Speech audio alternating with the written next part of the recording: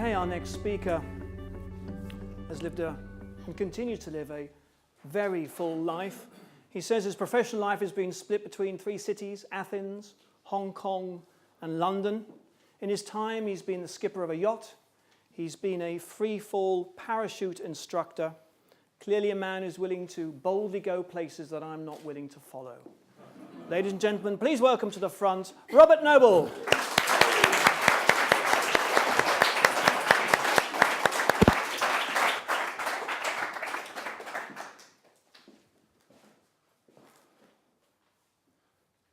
Mr. Chairman, ladies and gentlemen, tough times never last, but tough people do.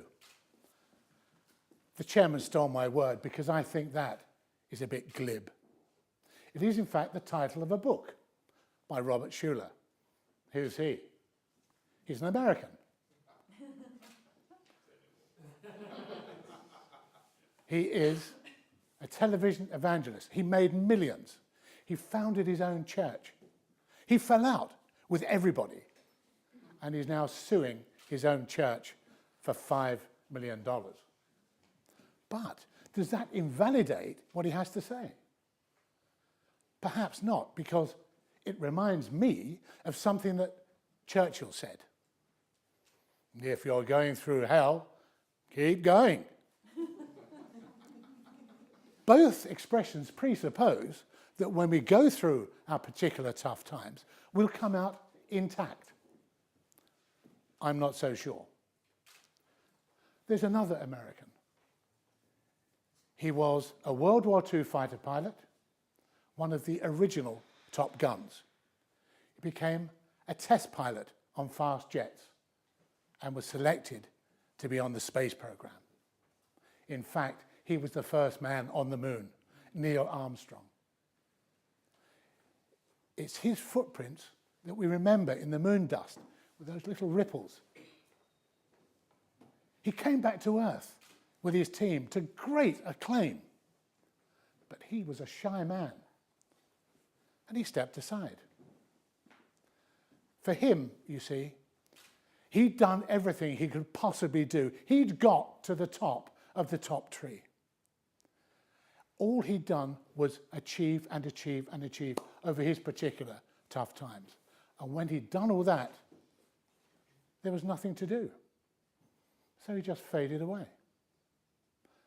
Thereafter, the only time you saw his footprints was when he took his string bag down to the local shops and took it back home again with the bread, the milk, and the cheese. On this side of the Atlantic, the British Army's Special Forces are supposed to be amongst the best in the world. Some say the best. But they're not James Bond. They are above James Bond because what they do is real.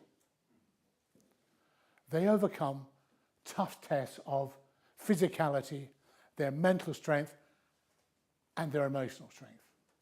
But when it's all over, when they leave the military, when the gates of the barracks close behind them, they become Mr. Joe Ordinary.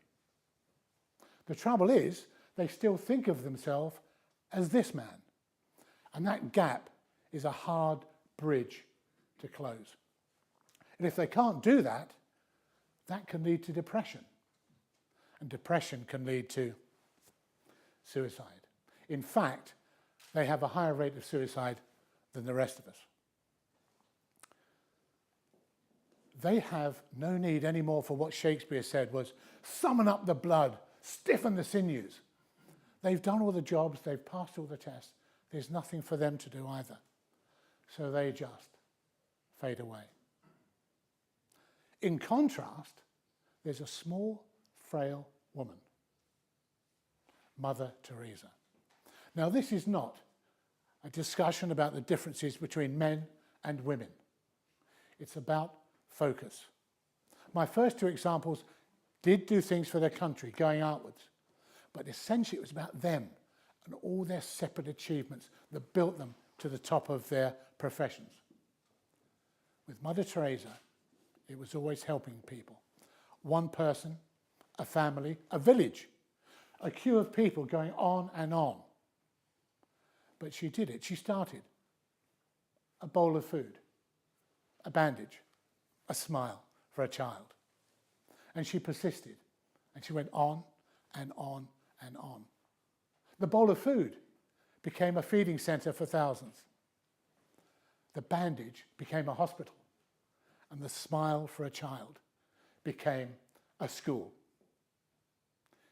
And still she kept on, multiplying her efforts, engaging help from everywhere. And she did this in the full knowledge that her tough times, all those people, would never end. And she did it with a toughness of the heart, the mind, and the soul. She, though, was not just tough in herself. She had something in her spirit which made her unbeatable.